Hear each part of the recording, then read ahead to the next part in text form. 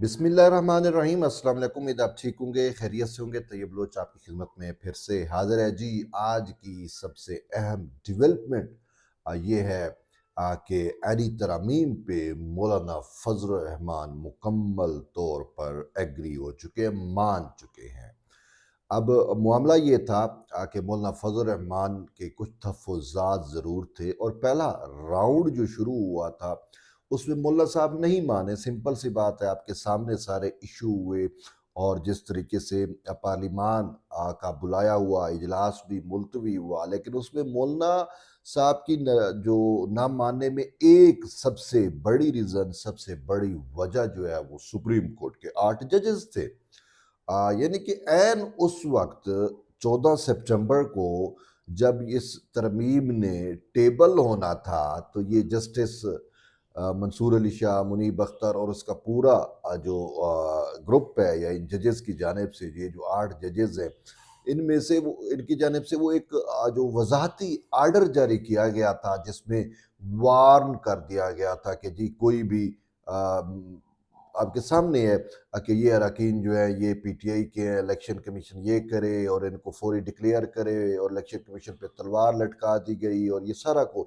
तो बेसिकली ये रीज़न थी, ये वजह थी आइनी तरमीम को रोकने की। तो ज़रा मौलाना साहब के ऊपर भी ये चीज़ असरअंदाज हुई और बाकी पार्लियामेंटेरियंस पे भी असरअंदाज हुई और यूँ मौलाना साहब जो है वो इत्तेफाक ना कर सके और मुन्ना साहब ने कहा ये काम उजलत में नहीं होना चाहिए, हमें वक्त चाहिए, हमें सारा कुछ जो है हमें इन चीज़ों को देखना है, परखना है, फिर उसके बाद सोचेंगे समझेंगे। और इवन के मौलाना साहब ने खुद अपनी तजवीज़ जो दी थी जिसमें कॉन्स्टिट्यूशनल कोर्ट का क़याम पे भी उन्होंने जोर दिया था। सुप्रीम कोर्ट के चीफ जज की तैनाती के लिए जो है उन्होंने 3 या 5 में से एक जज को लगाने का कहा था कि वो चीफ जस्टिस होगा और वो कि सीनियरिटी का जो प्रिंसिपल है उसकी मौलाना साहब ने खुद मुखालफत की थी। फिर जजेस की तकर्री का तरीक़ाकार जो जुडिशल कमीशन के ज़रिए होता है उसकी भी मुखालफत की थी। 19वीं तरमीम को रिवर्स करने की मौलाना साहब ने बात की।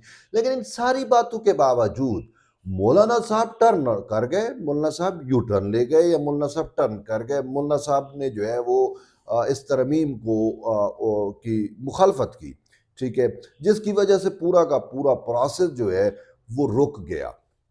फिर तय ये हुआ कि ठीक है, हम इस पे जो है वो इत्तेफाक राय पैदा करने की कोशिश करेंगे। और फिर इत्तेफाक राय के लिए आपने देखा कि पाकिस्तान पीपल्स पार्टी के चेयरमैन बिलावल भुट्टो जरदारी कुछ ज़्यादा फिर मुतहरक नज़र आए। उन्होंने मौलाना साहब से फिर बात की, शहबाज शरीफ से बात की और एक दफ़ा तो ऐसा हुआ कि पहले शहबाज शरीफ के पास गए, वज़ीर-ए-आज़म के पास गए और उनसे शायद मैंडेट लिया होगा कि भई अब ये अहली तरमीम जाने और मैं जानूँ, जो मुझे नज़र आ रहा है। फिर उसके बाद मौलाना फजल रहमान के पास गए, मौलाना फजल रहमान से मुलाकात के बाद फिर दोबारा शहबाज शरीफ के पास गए, उन्हें अपडेट से आगाह किया होगा।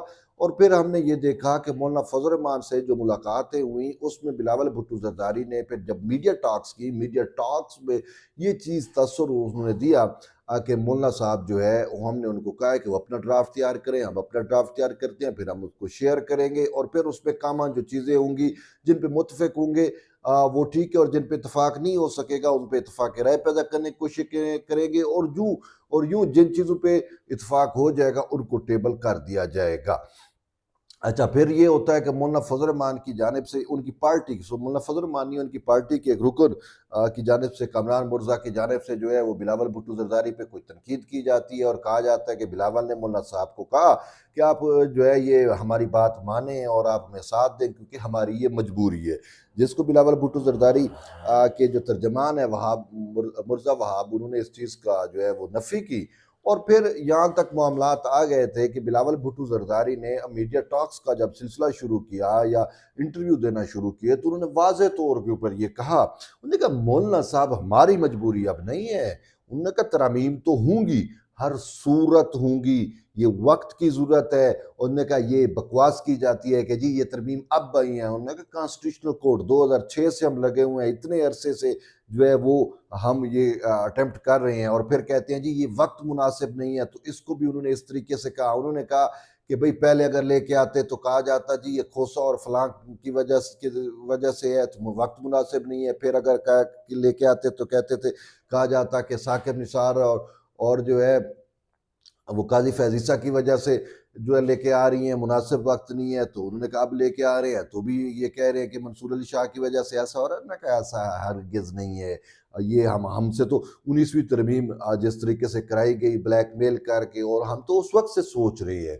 और फिर उन्होंने कहा कि देखें ये जजेस की तकरीर का तरीकाकार तो हमने 18वीं तरमीम में चेंज कर दिया था, लेकिन 19वीं तरमीम फिर हमसे कराई गई। तो उन्होंने कहा, और फिर कॉन्स्टिट्यूशनल कोर्ट तो 2006 से हमारे पास पेंडिंग पड़ी है और हम इस पे वो कोशिश कर रहे हैं, और तमाम उस टाइम के स्टेक होल्डर इतफाक कर चुके हैं। तो उन्होंने वाज़ेह तौर के ऊपर कहा कि मौलाना फजल रहमान वो साथ देंगे तो भी तो ठीक, नहीं देंगे तो भी मैंने मौलाना फजल रहमान हमने तरमीम करा लेनी है। और फिर इस हवाले से हम देख रहे थे कि खुद मौलाना साहब को भी शायद फिर अदराक हुआ कि यार ये तो वक्त की ज़रूरत है, और अगर ये बाकी स्टेक होल्डर ने तरमीम कर ली तो मैं कहाँ पे स्टैंड करूँगा। और मौलाना साहब को पता है, मौलाना साहब ने खुद तजावीज़ दी थी, मौलाना साहब ये समझते हैं, वो एक बड़े विजडम वाले हैं, हिकमत अमली भी उनकी है, और लेकिन सियासी सूझबूझ है, वो ये समझते हैं कि भाई इस दफ़ा आईनी तरमीम हो गई तो मेरा किरदार तो ख़त्म हो जाएगा कि मैंने जो है वो अपना कोई किरदार ही अदा नहीं किया। जबकि जब भी आइन साजी का मामला आता है तो मौलाना साहब या जमीयत उलमा इस्लाम हमें हमें हमेशा फ्रंट पे मिलती है। 1973 का आइन हो और वो जितने भी आप तरमीम्स देखें उसमें मौलाना साहब या मौलाना साहब के वालिद का हमेशा किरदार रहा है। तो मौलाना साहब ने कहा ये तो फिर जो है अच्छा नहीं रहेगा मेरी सियासत के लिए। फिर मौलाना साहब ने ये भी सोचा कि देखिए कि ये बातें होना शुरू हो गई कि मौलाना साहब जो है वो फितना इमरानी को गोद में लेके बैठ गए हैं। यानी कि जब वो मेरे एक कमेंट तो यहाँ तक भी किसी एक दोस्त ने कमेंट किया कि मौलाना साहब ने जो है वो असर के वक्त रोज़ा तोड़ लिया।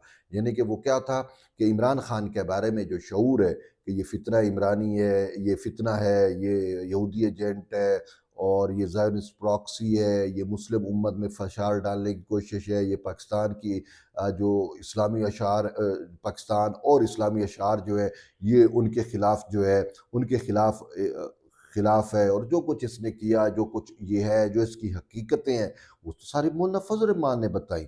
अब जब उसको कला कमा करने का वक्त आया, उसको जो है वो ख़त्म करने का वक्त आया, तो मौलाना साहब उनके साथ हो गए। ये चीज़ें आपके सामने है। तो ये फिर मौलाना साहब पे तनकीद होना शुरू हो गई, मौलाना साहब को अदराक हो गया, फिर यरूशलेम पोस्ट से आर्टिकल आने शुरू हो गए, फिर जो है द टाइम्स ऑफ इज़राइल से। तो मौलाना साहब को एहसास हुआ कि यार जो बातें मैं कर रहा था अब आज पूरी कौम कर रही है और मैं इनके साथ बैठा हूँ। बात तो सीधी सी है। ठीक है, मुल्ला साहब ने उसकी वजाहत की, वो मेरे सियासी बयानात थे। इसका मतलब ये है कि वो यहूदी एजेंट कहना आपका पॉलिटिकल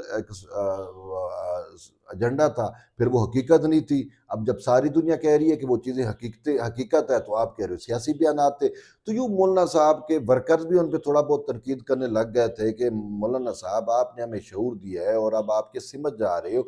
तो बहुत सारी चीज़ें हैं जो मौलाना साहब ने बाद में कैलकुलेट की, और फिर ये सबसे बड़ी चीज़ ये थी कि मैनेज मौलाना फजल रहमान भी अगर ये अटेम्प्ट्स हो गई तो मैं तो फिर वाकई मैंने सो जाऊंगा।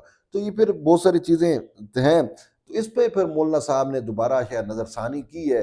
तो अब मौलाना साहब जो है वो मान चुके हैं, ये खबरें दोनों अतराफ से कन्फर्म हो चुकी हैं। राना सनाउल्लाह ने भी ये खबर कन्फर्म की, और कल मैं सुन रहा था मुर्जा वहाब जो बिलावल भुट्टो जरदारी के तर्जमान है, उन्होंने भी इस चीज़ की जो है वो कन्फर्मेशन की। और फिर मौलाना साहब के जो करीबी ज़राए हैं उन्होंने भी कन्फर्म किया, और मौलाना साहब की कुछ चंद सहाफ़ियों से बात हुई तो भी मौलाना साहब ने कहा कि जो तजवीज़ मेरी थी मेरा अब उन पर इतफाक़ हो चुका है, और ये तरमीम अब जो है अब लेके आई जाएंगी। और इस हवाले से मौलाना के करीबी ज़राए का ये कहना है कि पहले राउंड में जो है वो हम नहीं माने थे, अब दूसरा राउंड चूँकि शुरू हुआ है और दूसरे राउंड में इत्तेफाक राय पैदा करने की कोशिश की जा रही है, तो उन्होंने कहा दूसरे राउंड में हम मान जाएंगे। पूछने वाले ने यह भी पूछा कि क्या कोई तीसरा राउंड, उन्होंने कहा तीसरे राउंड की ज़रूरत ही नहीं है, दूसरे राउंड में ही हम तकरीबन एग्री कर चुके हैं। तो यूँ अलमुख्तसर ये कि तरामीम तो आ ही रही हैं, मौलाना साहब भी मान चुके हैं। वैसे भी अददी गिनती या नंबर गेम वाला इशू ज़्यादा नहीं था। अब ये तरमीम कब टेबल होती है, कैसे होती हैं, यही कहा जा रहा है कि जी सितंबर के आखिरी हफ्ते, सितंबर कि अब बिल्कुल आखिर में, यानी अक्टूबर का पहला हफ्ता आप कंसिडर कर लो कि अक्टूबर के पहले हफ्ते में जो है हो जाएंगी, और कुछ कह रहे हैं कि 15 अक्टूबर से पहले पहले इन पे दस्तखत भी हो जाएंगे, ये तरमीम मुकम्मल तौर पे आ चुकी होंगी। अब देखते ये है कि ये कब टेबल होती है और किस तरीके से होती है, लेकिन इस सारे मुद्दे में, इस सारी चीज़ों की में एक चीज़ तो हमें नज़र आ रही है, वो ये है कि मंसूर और मुनीब गठजोड़ जो है वो अब ख़त्म होने को है। और पाकिस्तानी अदलिया के अंदर ये जो जुडिशल कू लगा हुआ है, ये जो इमरानी मार्शल लगा हुआ है, ये जो इंसाफ सिलसिले तरीके इंसाफ के लिए है, ये जो तो अब इसके खात्मे का वक्त आ गया है। और आप भी नाउमीद ना हो। मैं तो शुरू दिन से कहता था कि पेवस्तर है शजर से उम्मीद बहार रख। तो अब इंशाल्लाह बहार का मौसम जो है वो आने को है। बस देखते हैं कि ये मामलात किस तरीके से और किस नहज पे जो है वो पहुँचते हैं और किस तौर पे पहुँचते हैं। तो बहरहाल एट द एंड यही है कि जुड़े रहिए तैयब न्यूज़ के साथ। मिलते हैं एक नई वीडियो, तब तक के लिए इजाज़त दें। अल्लाह हाफ़िज़।